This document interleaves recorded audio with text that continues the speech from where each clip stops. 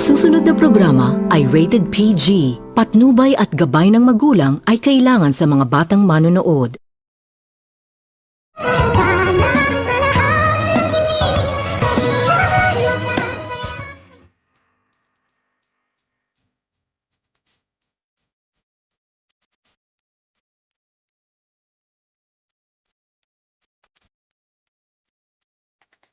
Ikinagulat naman din nito ni Dr. Ray kung bakit biglang nawala sa kanyang tabi itong si Dr. Tanyag sa kadahilanan na agad naman din itong hinanap ni Dr. Ray itong si Dr. Tanyag at dito gulat na gulat itong si Dr. Ray na kanyang makikita itong si Dr. Tanyag na mayroon na itong kausap sa kanyang cellphone kung kaya't agad naman din itong naisipan ni Dr. Ray na lapitan ang kanyang matalik na kaibigan na isang doktor kung kaya't nang malapitan na nito ni Dr. Ray ay gulat na gulat ito sa kanyang naririnig pagkatapos nitong magsalita ni Dr. Tanyag nang sabihin nito ni Dr. Tanyag na buhay umano ang unang asawa ni Dr. Carlos.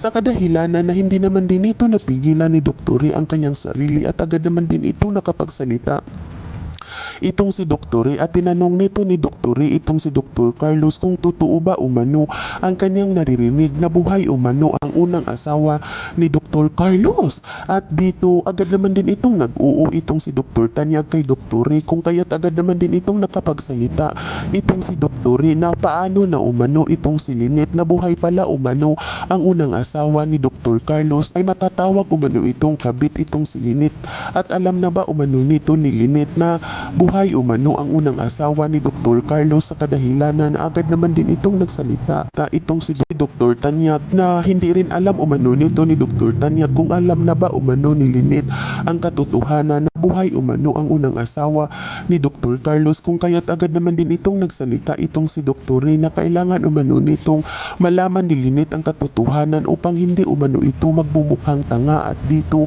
agad naman din itong nagsalita itong si Dr. Tanyag kay Dr. Ray na kailangan umano nitong gumawa ng paraan ni Dr. Tanyag na makausap umano nito ni Dr. Tanyag itong si Lynette at dito agad naman din itong nangangako itong si Dr. Ray na Dr. Ray na lamang umano ang magsasabi kay Lynette at agad naman din itong sinabihan ni Dr. Tanyag ang kanyang matalik na kaibigan na tama umano ang kanyang mga sinasabi baka iibahin umano ang isip ni Lynette na kapag si Dr. Tanyag umano ang magsasabi nito ng totoo na buhay umano ang unang asawa ni Dr. Carlos. Yan ay ating aabangan sa susunod pa na pangyayari sa kaganapang ito ng abot kamay na pangarap. Huwag mong kalimutang isubscribe at i-hit ang notification bell ng aking channel